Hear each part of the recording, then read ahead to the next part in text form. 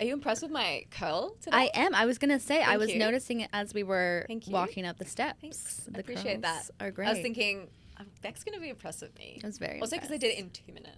No way. Well, you don't look at the back, you know. Yeah, that's none of my business.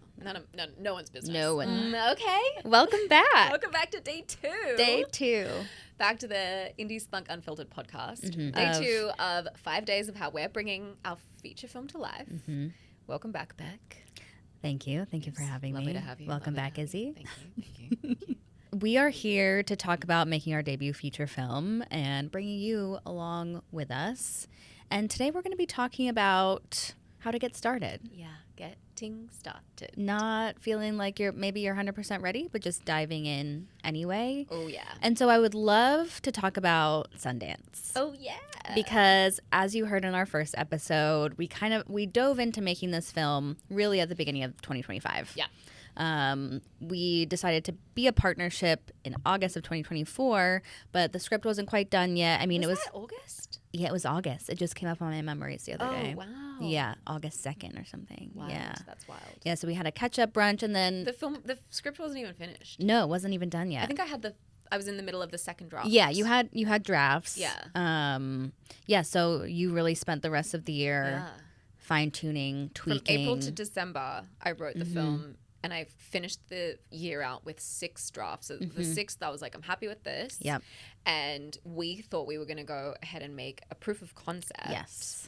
And there's actually a certain, we won't go into details yet, but when you join us and watch me make a movie, we're going to tell you all about this. There is a certain A-list talent, dream human that I was thinking of for this particular role. Oh, yeah, this is a crazy story. Yeah. And we were talking about, casting for the proof of concept. This wasn't even the feature. We were just talking about the proof. And the proof... Which, by the way, we're not making. We're not making that. And the proof wasn't even using the script. It was really just kind of like a tableau of the tone of the film. Yeah, 100%. Yeah. It was, which is how I prefer to write proof of concept. It's like, this is in the world, but it's a different kind of story. Yeah, it wasn't a piece taken out. No, it was a mood. Yeah, mood.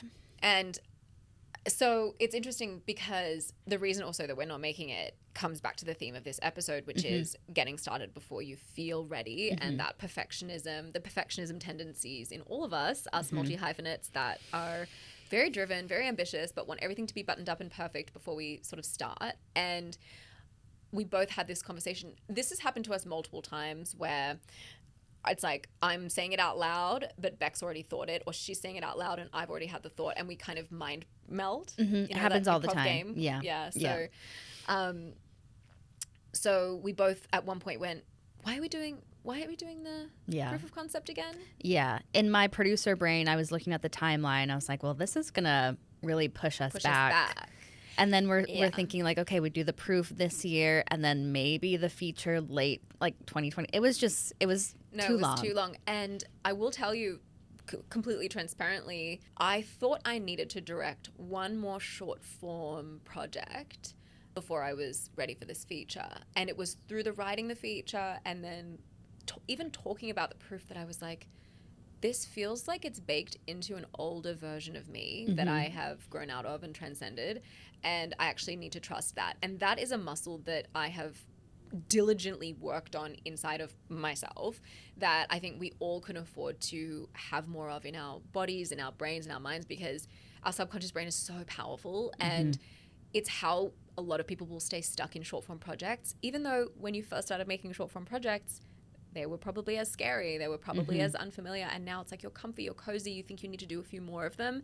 Having that conversation was really just a no-brainer. It was like, what are we doing? We actually don't need to do this. We're putting resources, and actually it was I think a conversation about this particular actor, and we went, I don't want to pitch a short form to her. I want her to be on the feature. Let's just pour all of our resources, time, and energy into pursuing that, because making a short form and making a long form, yes, they're very different, but similar amount of like go get them start energy that you need to kind of get the ball rolling. And we might as well push for a feature. Yeah. It would have been just another old pattern of being stuck and making excuses. Let's take it through festivals. Yeah. And I'm just ready. And I know that people are out there listening, watching this going, oh, I totally relate. Like, you are ready. You're probably getting that nudge too, which is why I'm really glad that you're here. So we did not know how to start. No. We didn't know how to get going. And what's funny about this is that I've coached people through feature filmmaking, right? I've coached people through funding features. I've taken that process. I've been on that process as an executive producer, and I've also been on that process as an actor. But when it's your own baby and you're looking at it going, okay, there's a lot of variables, there's a lot of decisions to be made, and they're all my/our decisions. All up to us, yeah. All up to us. And so to get started on something, because you always, as an actor or executive producer, you sort of come into something that's already moving. Right. Whereas this is like, what's the step one? How do we even start talking about it? Yes. And that was the catalyst. This is something that both Beck and I are super obsessed with, is how do you actually talk about your project? How do you talk about your film? How do you, and that's what I coach a lot of my clients on, is the casual in your mouth pitch. How are you showing up in front of people and saying words that make them lean in and say, tell me more. I want to help you. I want to be a part of this. I'm curious. I want to be involved, right? Like, that's the kind of response that you want, but not a lot of people are, because perfection brain is like, I can't do that. I don't know how to talk about it right now. Or maybe I'll just wait another day or figure it out and I'll hunker down and make it. And so both of us were like, we don't want to waste time here. Yeah. And as a producer too, I didn't write it. It's not my project specifically. So I had to figure out how to talk about it from my own experience and make sure that I was telling it with just as much conviction and passion as if I wrote it. So I think that's something that I had not really thought about before making this feature is, how do I kind of take ownership of this while still honoring the creative and the artist, Izzy, who wrote the film. So we went, another mind meld moment. Yes. We were on the phone, I think it was mid-December, was it? Or like late December? Yeah. Yeah. Almost 2025. It was almost January. Yeah, it was late 2024. We were on the phone. We were discussing kind of next steps, what we wanted to do. And I think both at the same moment, we're just like, Sundance? That's how it happened. Basically a recreation. That's how it happened. And if you need recreation actors, don't hire us. No, we're not interested. We're not interested. So we said Sundance. Immediately, we both kind of snapped into motion. Yeah, we like, had let's go. We had a goal. And us being us, we were very action-oriented. And we said, okay, how can we make this happen? Obviously, it costs money. We had to figure out a place to stay. Get a rental car. We didn't have a film in Sundance. No. We didn't have passes. At this point, passes were sold out. Passes were sold out. And, so we just kind of went for it. The reason that we said Sundance in that moment was because we really wanted to be in a room with movers and shakers that were making feature films as well. And if I know anything, from my work as an actor, director, and coach, it's that your environment is where the results are. Like, you have to get yourself inside of a community that's sharing the vision with you, that's supporting you. Hello, watch me make a movie. Like, that's what we're here for. Yes. That's what Indie Spunk literally exists for. That really helps my ADHD brain. I'm the kind of gal that's like, when the deadline's on the calendar and there's something that I have to show up for, I will prepare just in time. I will prepare, and it's going to help me button up and go, versus if there's an endless timeline in front of me, a blobby mess of no structure and no accountability and no deadlines, nothing will get done. I knew I wanted to nail the pitch. I wanted to understand how to talk about the film to people in a way that made them go, fascinating. Tell me more. What's this about? And the only way that we were going to do that is if we actually got in front of people and tried and put it in our mouths. I wonder if you were the same way. I don't know if we've spoken about this probably, but I used to be that person that most filmmakers are that say, well, I'll go to Sundance when I have a movie in Sundance, right? Mm-hmm. I'll go to Sundance when I have a film there. Otherwise, what's the point? Oh my God, there is such a great point to go to Sundance if you don't have a film there. I knew one person at the festival and a mentor of mine was there. Oh, and spoiler, like we got to Sundance and Beck got really, really sick. Yeah. So before we get to that, I think there's something to be said because we could have, we live in LA. There's film industry events all the time. We could have found, a not low level, but a less intimidating first for sure. time to speak because really Sundance, we had not told anybody about the film at that point other than a couple of mentors. Yeah. And so we were like, okay, we're going to put ourselves in the big leagues. And so we got there. We originally were going to stay with some family of mine because they're from Utah. But like Izzy said, I got terribly ill. Oh my gosh, she was so sick. I actually can't believe I didn't get sick. Me too.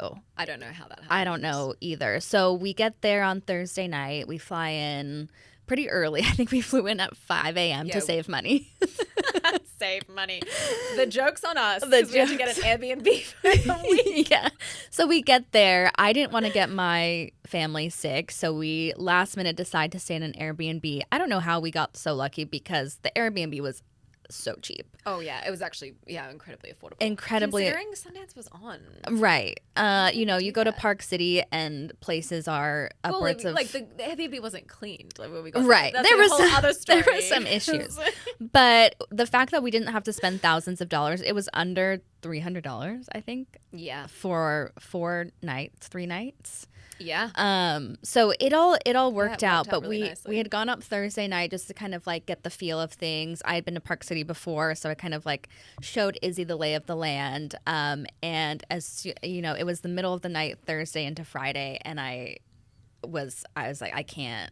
There's no way I'm getting out of this bed. I felt like I was hallucinating. Oh my God, yeah, she was really sick. Even though we didn't have passes, the thing about Sundance is that you can kind of go into most of the lounges. Mm-hmm. In fact, I even got a credit card specific. I got a specific credit card that would get me access to another lounge because I was like, this is my save money brain is thinking, well, if I have this credit card, I'll get into that lounge and they'll feed me there. Right. So, we can get free food. So free food. So funny. But I'm glad I did because I actually met I met some amazing people in that lounge. Anyway, So not telling you to go to credit card, but if you want these like really good hot tips, this is don't take financial advice from us, what but you'll get in Watch Me Make a Movie. This is what these are the things. We're scrappy. You have to be when you're making an indie film. So we come up on Thursday. The festival hadn't officially started, but we kind of spent the day together, looked around, saw everything being set up. We got back to the Airbnb. Beck is really, really sick. The next day, she says, "I can't come." And I could tell on her face, and I know this woman, like she would be there if she could. Yeah. And I went, "Got it. Trying. It's all me, baby. Let's go." So I navigated that film festival. I went into every panel I could, every lounge I could. I talked with people in the line. I got invited to one party. The thing about Sundance is that you walk into a panel, you have a conversation. Usually, the networking in Sundance happens in the lines. Oh, like you're 100%. standing there and you end up talking to the person next to you.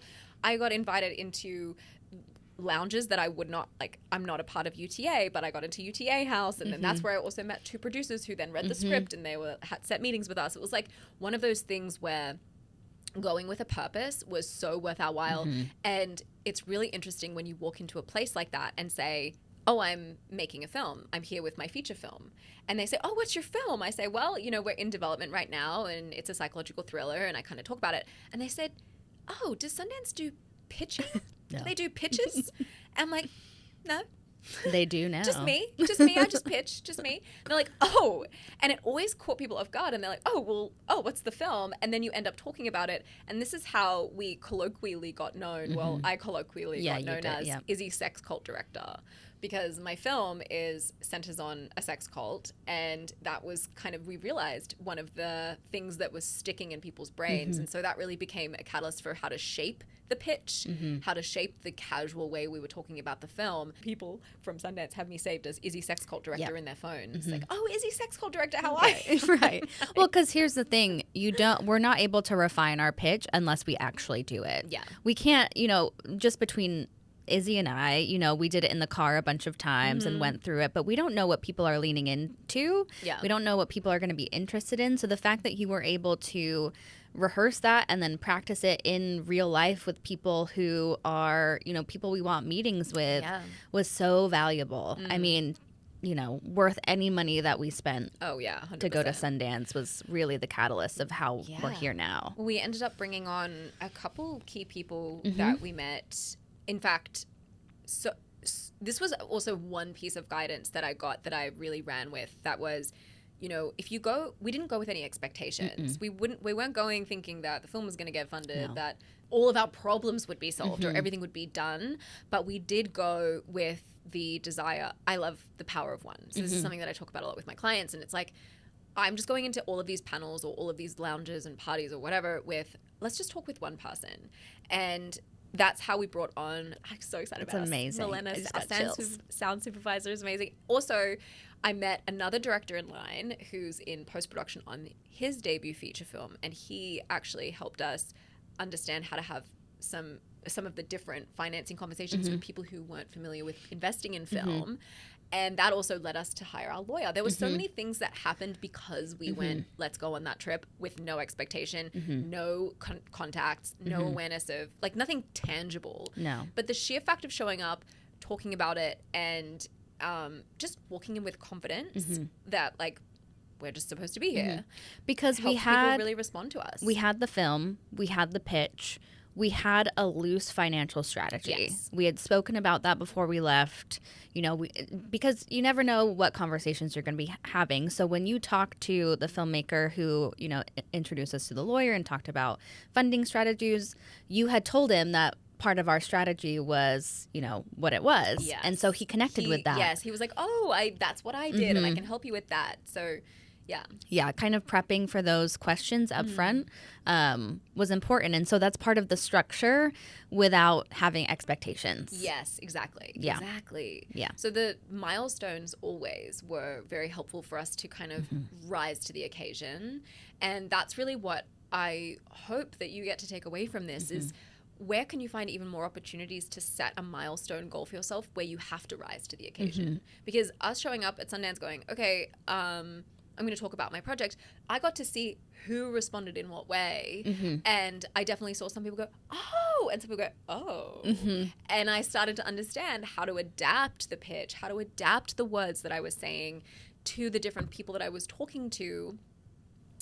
And that is how we developed the way that we talk about it now. And also meant that we were limber with it. Like it didn't need to be so structured and so regimented. It was like, we get to be flexible with how we talk about the project. And that's been so good for us. So good. My favorite corporate phrase, staying agile. That's what we're doing. Oh, I love that. I'm corporate now. Yeah. I get it. So corporate. So this was day 2 of how to bring our film to life. 5 days of how we're bringing our film to life. We'll get it by day 5. By day 5, we'll know exactly what the title of this 5-day extravaganza is. And you're going to hear even more about the nitty-gritty details in Watch Me Make a Movie. Because we are going to be sharing behind the scenes. Izzy has already shared, you'll get access to all of those. There's like 20 audio drops in there already. Which is basically going through, the Sundance experience, funding meetings that we've had, production companies that we've been in discussion with. Like, there's been the event that we put on. I mean, we are skimming the surface. Yeah, this is just the start. And behind a paywall, we can get way more granular. In fact, that's actually the reason. Funnily enough, we talk about structure. One of the things that we did was hire a lawyer really early and get a great investment agreement down. And the reason I actually started Watch Me Make a Movie is because when I started the feature film, I really want to make sure that I'm bringing as much wisdom to filmmakers as I can so that things can be demystified. You can see other ways of doing it if you've done it before. There's there's so much that we all get to experience and learn from with the wisdom that we're gaining. And I wanted to bring that to people. And my lawyer was like, well, you can't talk about that publicly. She's like, take it down. She was like, no, you got to, anything that you've spoken about, this, you got to take that down. And I'm like, oh. And my entrepreneurial brain went, well, if that's the case, we can make this a paid experience and we can get so freaking specific and really share the granular details, the nitty gritty, the budget. We've literally shared like our whole budget funding plan inside the program as well. And there's more to come on that as well. There's so much more. I'm so excited that we're doing this together. Please join us. The waitlist is open now, so that's in the show notes. You can go join so you get first access, because we will be releasing first access to the waitlist. And when that fills up, if we sell out of the waitlist, then that's it. Sold. Yeah. Done. Yep. So join the waitlist. Yeah. We hope to see you inside. Watch me make a movie. This was day 2. Structure, starting before you're ready. We're so happy you're here. See you on the next one.